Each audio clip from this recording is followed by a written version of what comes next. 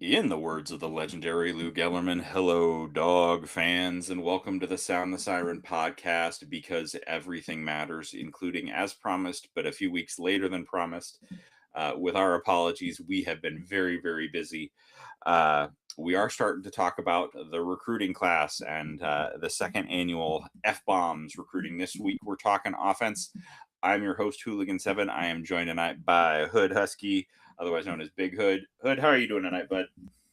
I am doing very well, doing very well. Super excited about these young offenses coming in, and a lot of them coming in too. So Yes, excited that to was talk very about. clear. What I saw, that was your excitement was very clear when I saw your rankings in our spreadsheet a couple hours ago this evening. We may be joined in darker night if possible, but again, we've been all been very busy, so we apologize for the slight delay in delivering this out to you. Of course, we are on Twitter, Instagram, and YouTube at Sound the Siren UW. If you'd like to support us, you can do so at patreon.com/sound the siren. Or the other way to support us is to get some of our merchandise, which is at soundthesiren.printful.me. We are also, of course, a very proud member of the College Huddle network of podcasts. Please do go take it if you get a chance. Go check out the appearance that I did on the Big Ten Huddle just this past weekend to talk a little bit about the transfer portal class and a look slightly in the rear view at the Demond Williams saga. Please, of course, also subscribe and leave us a 5-star review on Apple Podcasts or wherever you're listening to our show. If you're watching on YouTube, please like this video, hit that subscribe button to get notified when we post new content or go live. But otherwise, it's time for beverages. Hood, I'll let you go first, or just go first. That's hilarious, man. And haven't really been indulging in a while, but I got the Cutwater Vodka Mule. Oh, nice, Yeah, so nice. sipping on a nice little Cutwater Vodka Mule. If that runs out, then I got some Negra Modelo. You know, what I mean, in the fridge, I might crack open. So Nice. Yes. I indulged a little bit over the holidays, not excessively, but a little bit. So I'm back off with ongoing fitness goals in mind. So I'm back on strictly Team H2O. Um, come I on, you didn't looking in fitness goals too. trying to. Um, I didn't grab any stupid tweets. There certainly have been. There's always stupid tweets, but Myriad. myriad, plethora, a bounty.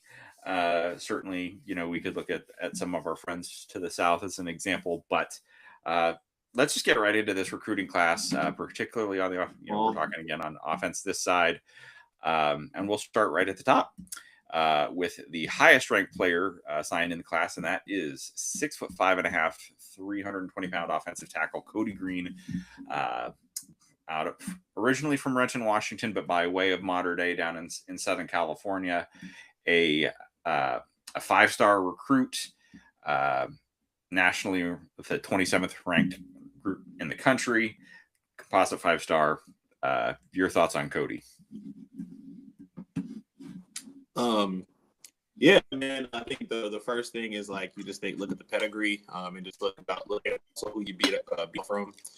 It's arguably our best win, and dang near pushing a decade in recruiting. Um, and I also think that just kind of, this is kind of, I think this might be jumping on a limb here, but I do Cody maybe like the best day one contributor had in a long time, like as far as like projecting top 10 in the NFL draft and those types of things. Like we've had players at other positions that potentially could get there with their talent, but not at a need position like offensive tackle like this. So I think the best day one kind of guy that we've got in a long time. Size, but I think he's 6'5.5", 320. Um, movement skills are elite. Already love his hand fighting game, and he looks like on top of added that elite athletic profile. So just a rare opportunity, a skill set, and then a rare opportunity to have a player like this play for the University of Washington. Could go down as one of the best offensive tackles we've had here for a long time. So definitely has that potential. Yeah, love the tape.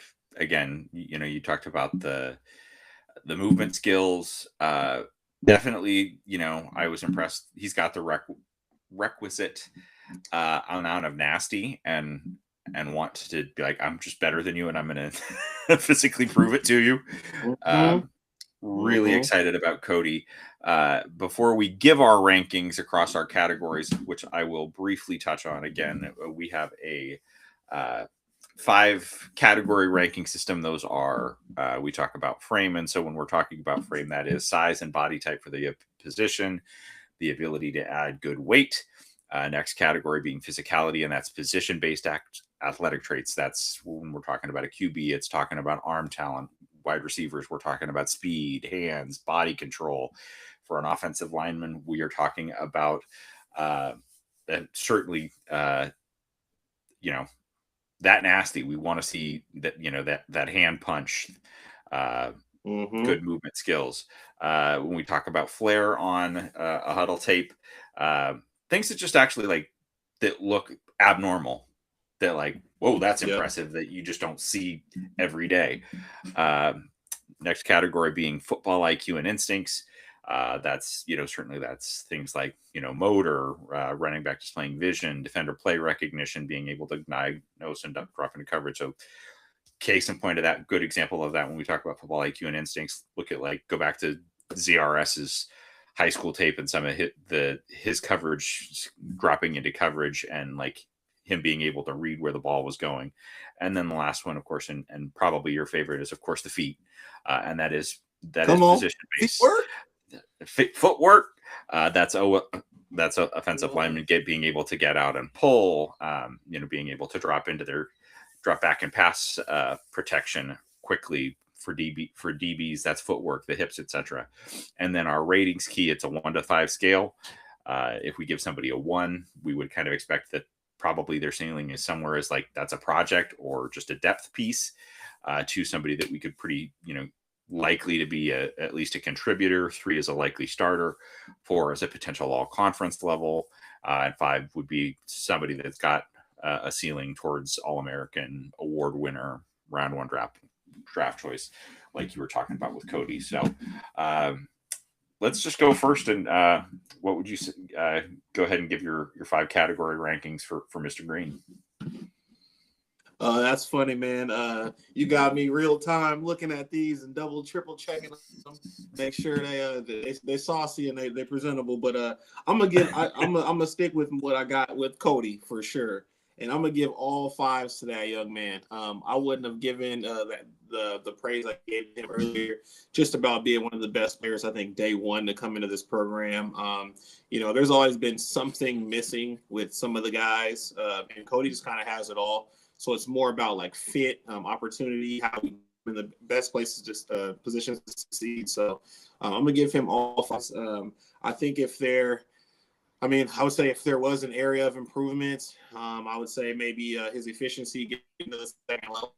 I think he has movement skills to do so, but it's kind of nitpicky. But I didn't really see too much to kind of have an issue with there. But I would say maybe get to the second level, just get some guys and move to the next level. So all 5s and everything.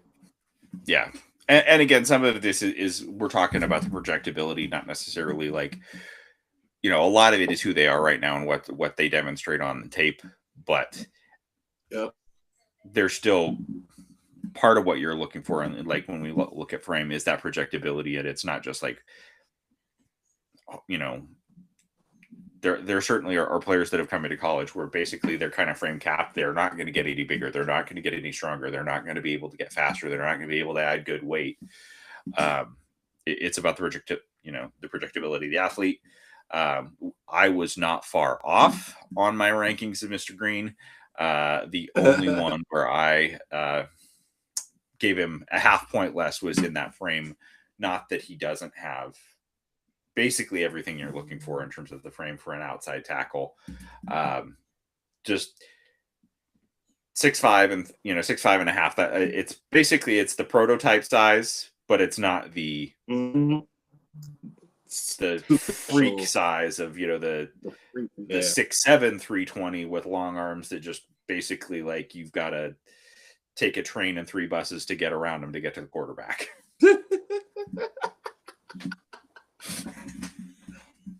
Because I would agree that he probably would have to get maybe like function stronger for sure. The size is one thing, but I agree with I agree with that for sure. Yeah, but you know, and the physicality that he demonstrated for the competition that he was playing, the frame is there. That, like, you put, you know, Cody in a college weight room, I don't have a concern about him being able to add the right weight to get functionally stronger to hand fight with a 285, 290 pound defensive lineman.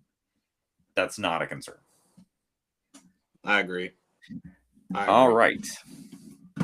Anything else to say about Cody, or shall we move on to a gentleman that he's going to be opening some holes for? No, but what this staff to lead your. Yep.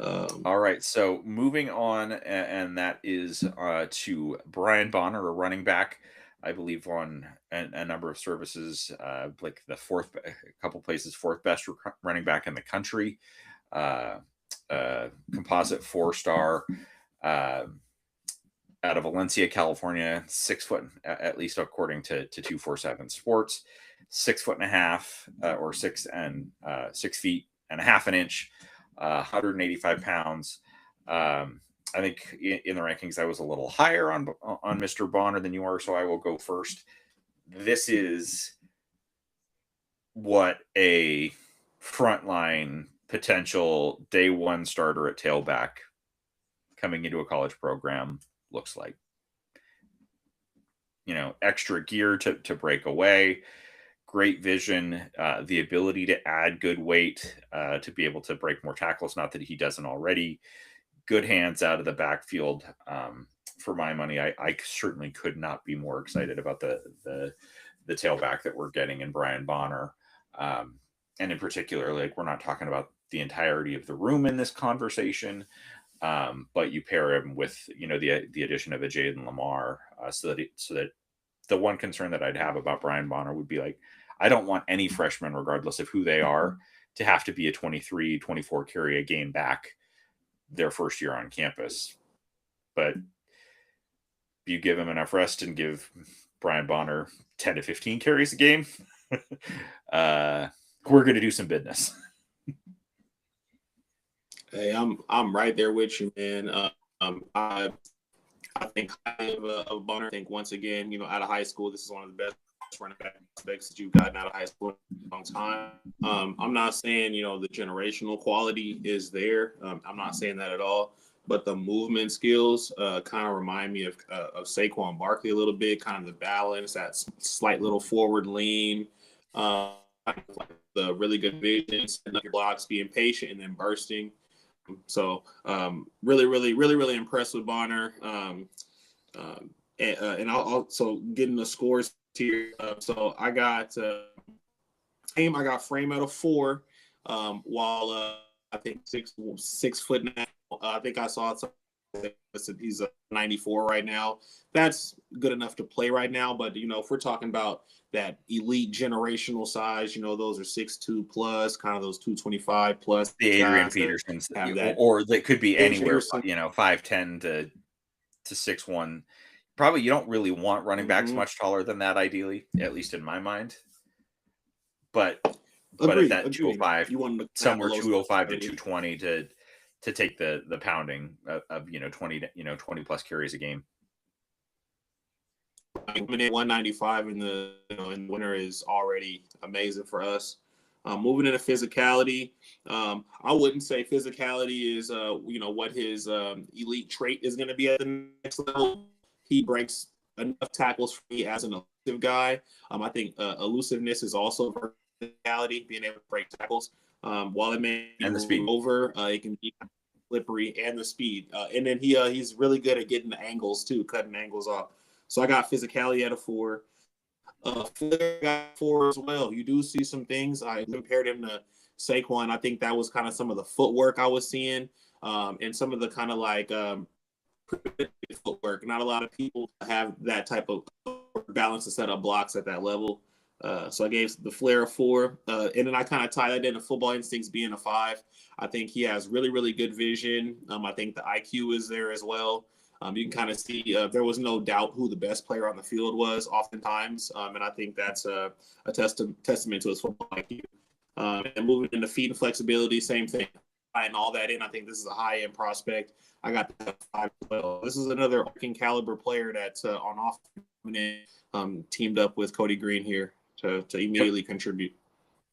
Yeah, so for me, in terms of my rankings, I had him in. I gave him 5s in flair, football IQ, and instincts, and the feet and flexibility, and then 4.5 for frame and physicality. Again, like a 6 foot, at just a little bit over 6 feet, with the ability to add weight over the course of his college career to get up to, I would say 215, 220, as long as he doesn't lose that flexibility, that the elusiveness and agility.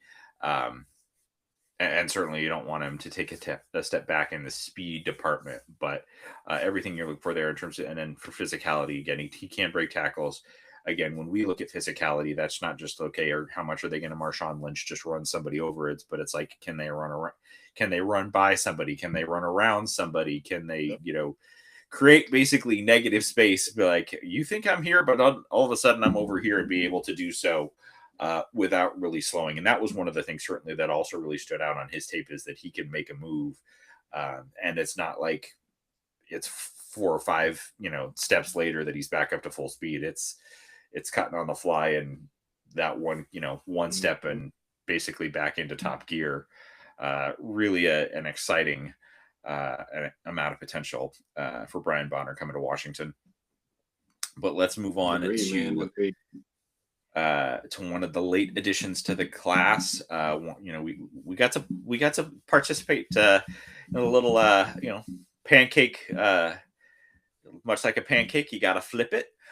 We flipped a couple of receivers late in the process. The first being 6'3", 200-pound receiver out of San Antonio, Madison, Jordan Clay.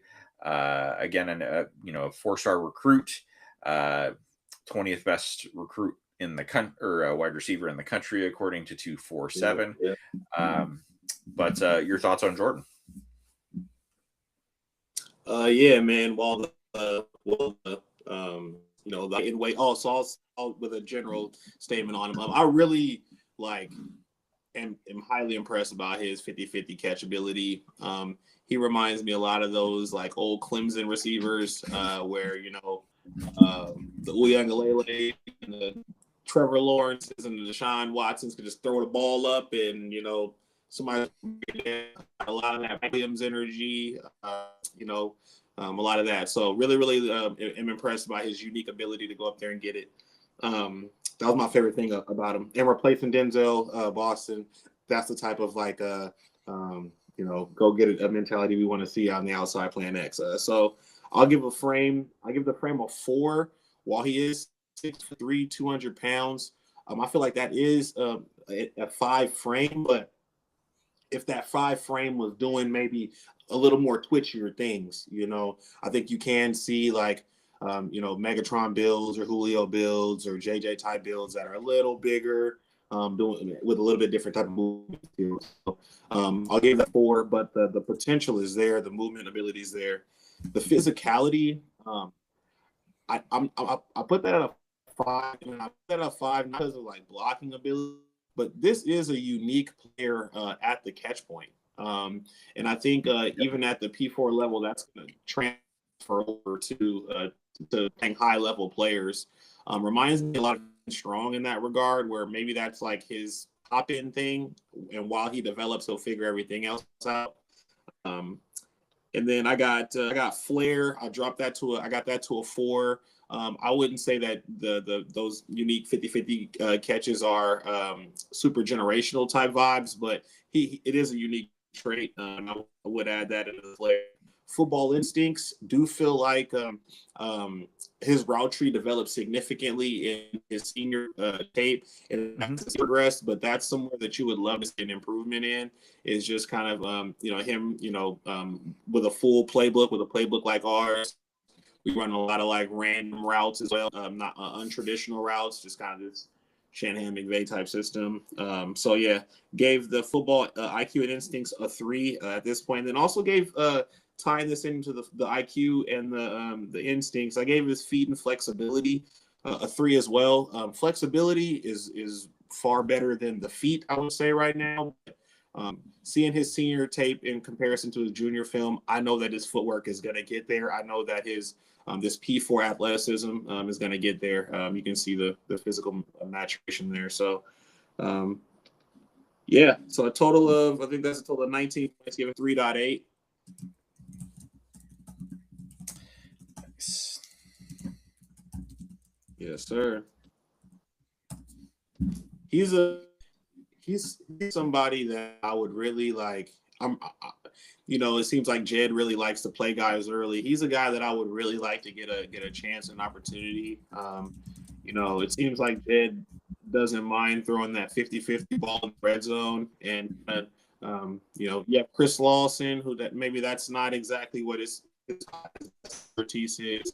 Justin Williams can do it, but hasn't got the opportunity to. So having this rare skill set is definitely a potential to get him on the field early. So really excited to see how he develops. Especially, I think he's in the winter, coming in the winter as well. Yep. Yeah. So certainly, to your point, I think Jordan's kind of a Mr. Go up and get it. It's just certainly the primary skill set. So for him, like at 6'3", 200, with what to me appeared like the ability to add weight, and I think over the course of his college career, I think he could get to 6'3", 215, 220, 225. I gave him a frame about a 4.5. Not quite that. Probably maybe slightly generous on my part, but certainly a bigger receiver than a lot of the receivers that this staff has signed. For physicality, again, this is leveraging more of he does show and demonstrate some explosivity.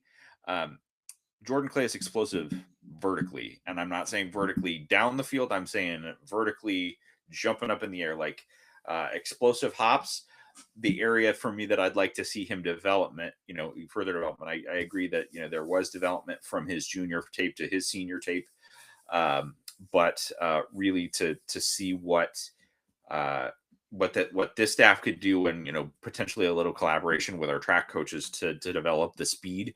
That was the one maybe area of concern, is that I don't think Jordan Clay is going to run by and be an explosive over the top threat that is going to have a 70-yard touchdown against elite, against defensive backs with elite level speed.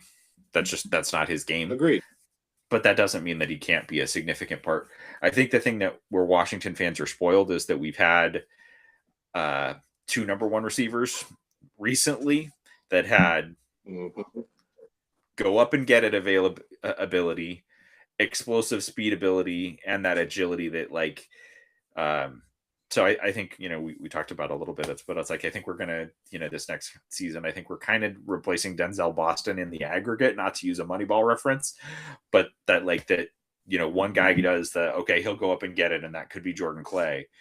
One guy might be the guy that's going to be like, okay, who are we going to on third down when we need that conversion? That could be another guy. And then it could be another guy in this class that's that explosive playmaker in space that can stretch the defense with foot speed and agility. But certainly nothing, not to take anything away from Jordan Clay. I had him at a 4.5 for frame. I gave his physicality a 4, again, leveraging most of that being just go up, high point the football. It's somewhat a similar, body control on high point of football, somewhat similar to a Desmond Roebuck, but at a guy that's 6'3" and 200 pounds that can just out jump a defender, and based on his leaping ability and his inherent size. Flair, I gave him a 4. Football IQ and instincts a 4. Feet and flexibility 4. Areas to certainly develop, but certainly a lot of positive traits that we could see from Mr. Clay going forward. Moving on to the other flip, and that is Trez Davis from another state that we definitely don't recruit or don't see recruits come in from very often. And he's a 6 foot, 180-pound receiver from West Monroe, Louisiana. Again, a 4-star, a top 25 at his position in the country. Your thoughts on Trez? Yeah, man. What I initially thought was, you know what I mean? Like, is very good at everything. I wouldn't say elite. Really reminds me of Dante for sure. Just very, very smooth, smooth runner. Really like flexible with the ball hand.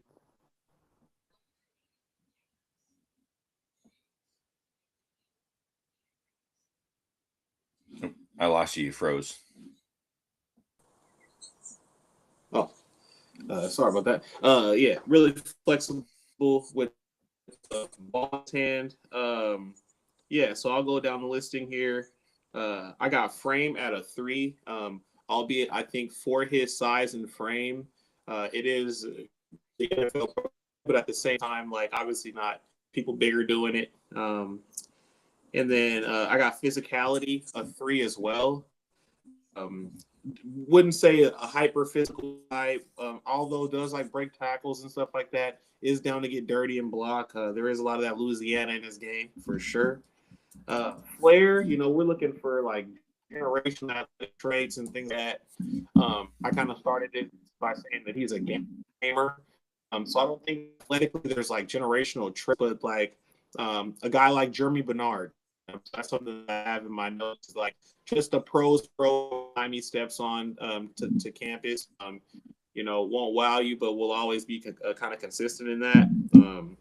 Football instincts, I do have bumped up to a 4. I do think, once again, kind of speaking to that gamer element, guys like him tend to have long careers, I was going to say in college. At this point, they are having long careers in college. But hey, Diego.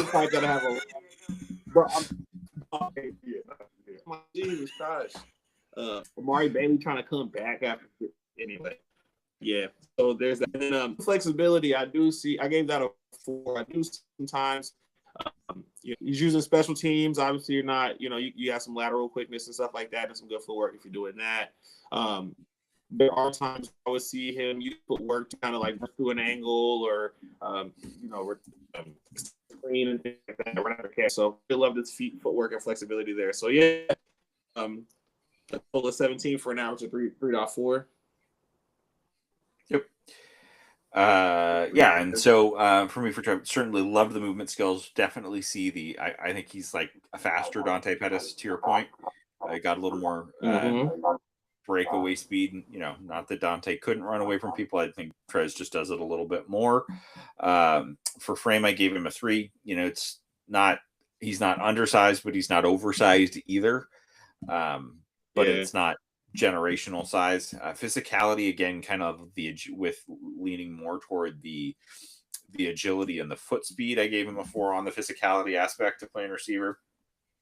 Bumped up to a 4.5 for me on Flair, just with that agility, with some of the special teams ability, the ability to create plays and make plays in space was something that I was really impressed for in his tape. Part of that, I also gave him a 4.5 for football IQ and instincts. Again, vision, we talk about it a lot with running backs, but it's got to be but it's an important characteristic for receivers too. Understanding, where they can find extra yards after the catch and make plays again in space.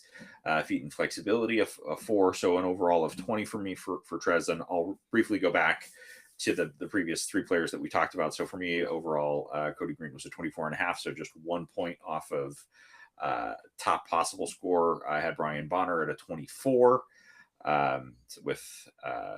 so just a difference of a 0.5 point between he and Cody Green. Jordan Clay I had at a 20.5 for an average rating of 4.1. And then Trez, my average rating was a 4. So it's still a very promising player. And then it's essentially, we're kind of talking about three amigos in succession here, because we're going to go, the next highest ranked recruit that we signed is another receiver.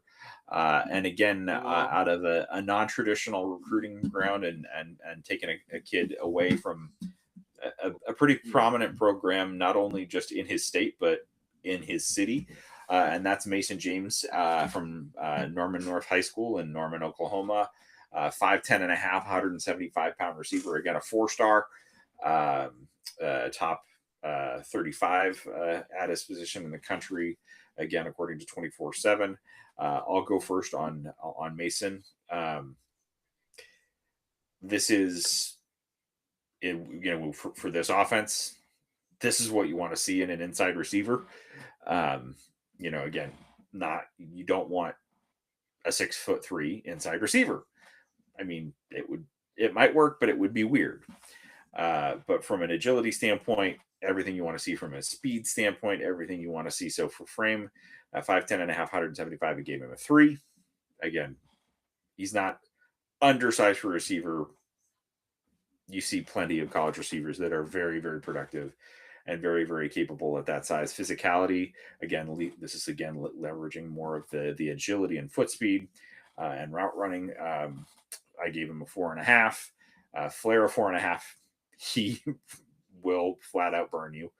If you give him a step, he's going to make you pay for it. Football IQ, again, that kind of vision and ability to make plays in space, was a 4. And then the feet and flexibility, and this was something that really did pop on his tape, is the agility, his route running, how quick his feet are. Gave him a 5 there. So for an overall of 21, so an average ranking for me of 4.2. But your thoughts on Mr. James?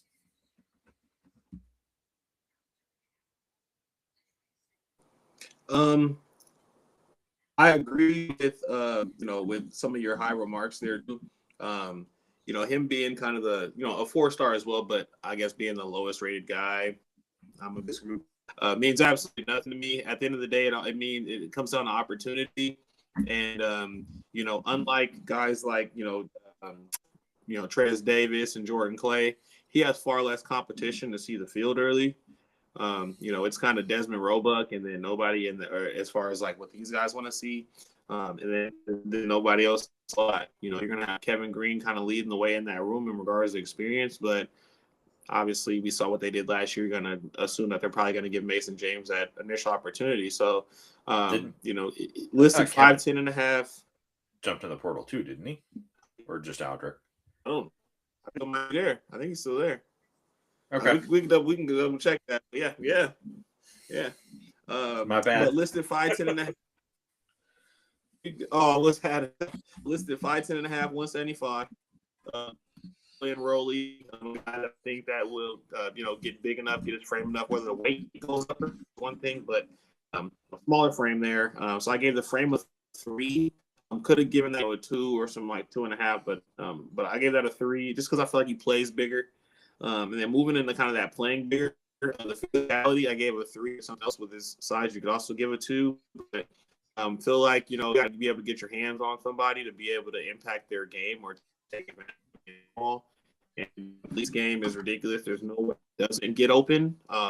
He gets open at the catch point. He gets open at the top of the route. He gets open in the route. He gets open at the beginning of the release game. So physicality, I gave a 3.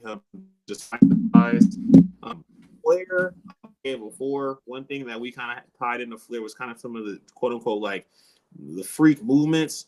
And, I mentioned release game. His release game is wild, man. And just kind of some of the subtle movements in the route, at the top of the route, is pro ready. You know what I mean? And to have like a true freshman, 17, 18-year-old coming in, contributing, that kind of high-level play, I think is deserving of a 4 there. And then we'll move into what I have, like, I think are his elite here. And that's going to be his football IQ and feet and flexibility, both of those categories.